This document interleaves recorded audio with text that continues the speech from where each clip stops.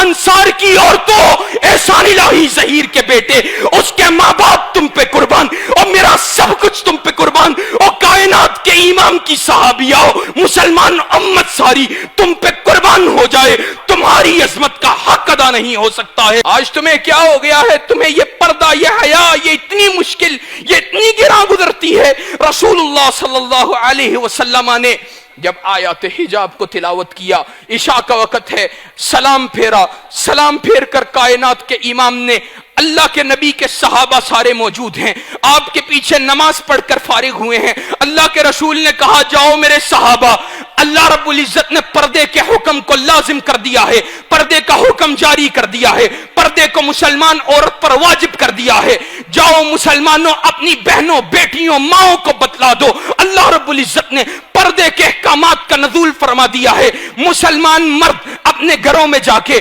اپنی عورتوں کو بتلانے والے ہیں، آج سے پہلے پردے کا حکم نہیں ہے۔ مسلمان عورتیں کیا کر رہی ہیں؟ مسلمان عورتیں اپنی چادروں کو پھاڑ رہی ہیں، کوئی لحاف کو پھاڑ رہی ہے، کوئی تکیے کو پھاڑ رہی ہے، اور انصار کی عورتوں کو اللہ کے رسول کے پیچھے نماز کو ادا کرنا ہے۔ انصار کی عورتوں کی عادت ہے، وہ فجر کی نماز اللہ کے رسول کے پیچھے ادا کرتی ہیں۔ صبح کا وقت ہوا اور انصار کی عورتوں، احسان الہی ظہیر کے بیٹے، اس کے ماں باپ تم پہ قربان، اور میرا سب کچھ تم پہ قربان، اور کائنات کے امام کی صحابیہ، مسلمان امت ساری تم پہ قربان ہو جائے، تمہاری عظمت کا حق ادا نہیں ہو سکتا ہے۔ اور کائنات کے امام کا حکم سننے والی یہ عورتیں، صحابہ بیان کرتے ہیں، صبح فجر کا وقت ہوا ہے، انصار کی ساری عورتیں وہ اپنے آپ کو چھپا کر آئی ہیں، اپنے آپ کو بچا کر آئی ہیں۔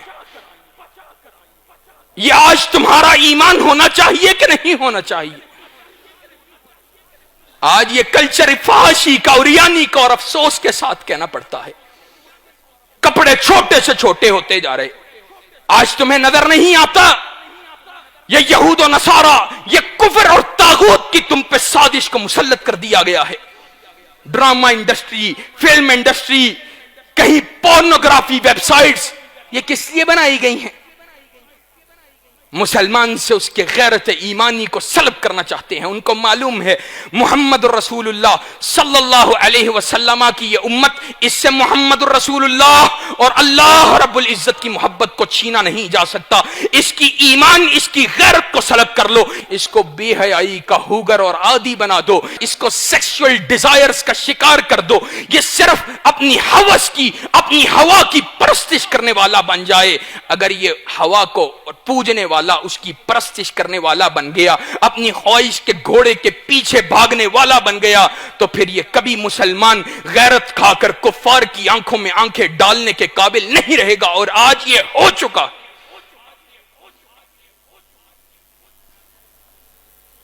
کیا آج ایسا نہیں ہوا ہے؟ کہاں سعودی عرب سے لے کر پاکستان تک فحاشی ہے، عریانی ہے،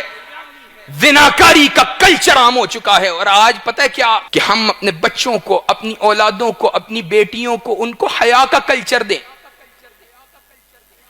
ان کو رسول اللہ صلی اللہ علیہ وسلم کی حیا والی بیویوں، ان صحابیات کی تاریخیں، ان صحابیات کے واقعات سنائیں۔ آج سچی بات یہ ہے، ہم میں سے ہر ایک فرد کی ذمہ داری ہے، ہر ایک کو چاہیے کہ اپنے آپ سے یہ عہد کرے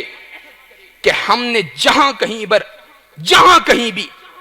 حیا کے خلاف کسی عمل کو ہوتے ہوئے دیکھا تو ہم انشاءاللہ کم از کم اپنی زبان سے اس کو روکنے والے اور اس کی مخالفت کرنے والے ضرور ہوں گے۔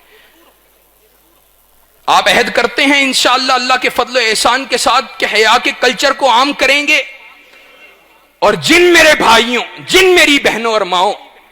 ان کے گھروں کے اندر شرعی پردہ وہ موجود نہیں ہے، میں ان سے ہاتھ جوڑ کر کہتا ہوں، یہ رسول اللہ صلی اللہ علیہ وسلم کی امت کی بیٹیاں ہیں،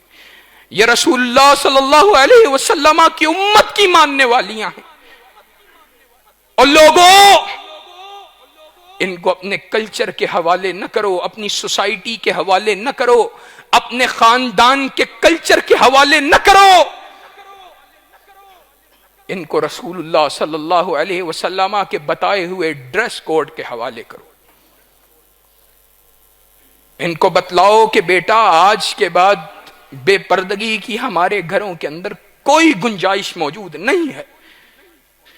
ان کو بتلاؤ کہ رسول اللہ صلی اللہ علیہ وسلم آپ نے جب صحابیات کو کہا تھا راستے سے گزرتی ہو راستوں میں کنارے کنارے ہو کے چلا کرو، تو انہوں نے حیا کے دامن کو ایسا تھاما اور رسول اللہ صلی اللہ علیہ وسلم کی اتباع کو ایسا پکڑا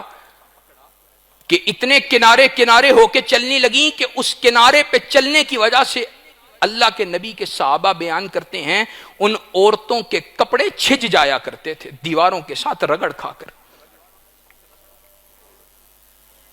ہمیں بھی انہی لوگوں کے ایمان کو معیار ایمان سمجھ کر